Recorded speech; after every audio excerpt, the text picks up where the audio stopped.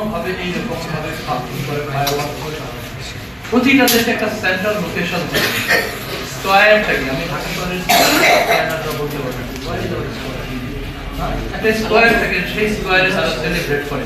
Easy Dhaka ইউনিভার্সিটির square একটা সম্পূর্ণরূপে শিক্ষা প্রতিষ্ঠান।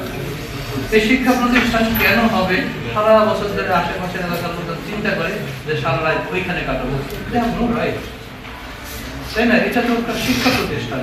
তাহলে সেন্ট্রালে যদি কোনো একটা থাকে, considering all the TIA environmental impact করে যদি না একটা জায়গা থেকে রাষ্ট্র সেলিব্রেট করছে, দ্যাট ক্যান বি অ্যাকসেপ্টেড। যে আমরা তো ইন্টারন্যাশনাল কমিউনিটির বাইরে যাব না, জাপানে টোকিওতে করে, অন্য জায়গায় করে, আমিও চাই যে বাংলাদেশের ঢাকায় হচ্ছে, বাট নট লাইক দিস, যে এইখানে একেবারে ইকোলজিক্যাল স্টাডি নাই, কিছু না, এমন একটা কোনো জায়গায় centrally can be accepted as part of the global মানে কি, কিন্তু এইভাবে কোনো অবস্থাতে গ্রহণ করা উচিত না।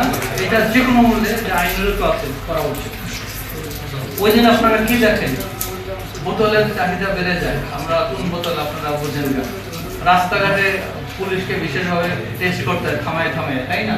কেন অন্যান্য দিন তো টেস্ট করে না, আপনি কি পানি খেলেন না কি খাইলেন, কেন ওই দিন করা হয়? এই দিন আওয়ার কালচার, আওয়ার কালচার এটা কি? আওয়ার কালচার থেকে থাকে সেটা তামাক, ওটা বন্ধ করার জন্য আমরা কত আন্দোলন করতেছি, তাই না? এবং আমরা বলছি আমাদের যে কালচার নেই সেটা তো আপনারা অ্যাডপ্ট করছেন।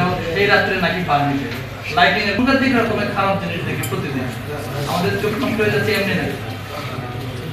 শেষে আমি বলবো, আমার শেষ কথাটা বলবো, শেষ করে স্টার্ট করার কোনো প্রয়োজন নেই। যেমন রেজাওয়ান আপা শুরু করেছেন, যখন শেষ হয়ে গেছে এবার সেন্ট মার্টিন বাঁচাতে হবে, তাই নাকি? এই সেন্ট মার্টিন বাঁচানোর শুরুটা করার দরকার ছিল অনেক আগে, তারপরে উনি শুরু করেছেন, রাতেও নানান জানে নানান কথা বলে, তাই নাকি? এত কথা তো শোনার দরকার নেই, শেষ শোনা হলো, এখনো আয় ওঠা আছে, এখনো পলিথিন তো দেশে আইনের মধ্যে নাই, এত বছর ধরে বেআইনি ভাবে পলিথিন চললো কেন, এটাই একটা প্রশ্ন। উনি বন্ধ করতে যাচ্ছেন, লোকজনে বাধা দিচ্ছেন, কেন হবে? আর বিকল্প করে এটা কি সেটেল ম্যারেজ, যে সব কিছু বুঝগাছ করে তারপর আমার সন্তানের বিয়ে হবে, এটা সেটেল ম্যারেজ, এটা ইমার্জেন্সি না। এখন আগে বন্ধ করতে হবে, তারপরে আস্তে আস্তে কি করে আমরা কতটুকু কর্মজীবন পারমিটেড ব্যবস্থা, সেন্ট মার্টিনে আগে বন্ধ করতে হবে, তারপরে কতটুকু আমরা দেখে পলিথিন আগে বন্ধ করতে হবে, তারপরে আমরা কতটুকু আলাদা করবো। আমরা তো পলিথিন ছাড়া বাঁচতে পারবো না, এটাও তো ভাবতে হবে।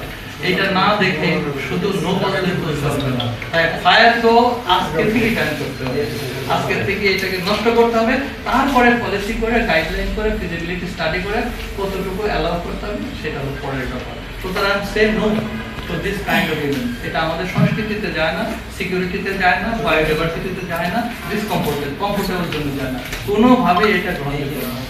যেহেতু গ্রহণযোগ্য নয়, আমাকে যেন আজকে আগামী 30 তারিখে আমার ছাত্ররা পাওয়া যেতে না হয়, যে কোনো একটা আমরা বিরুদ্ধে পড়বে, আমি ওরিড থাকি।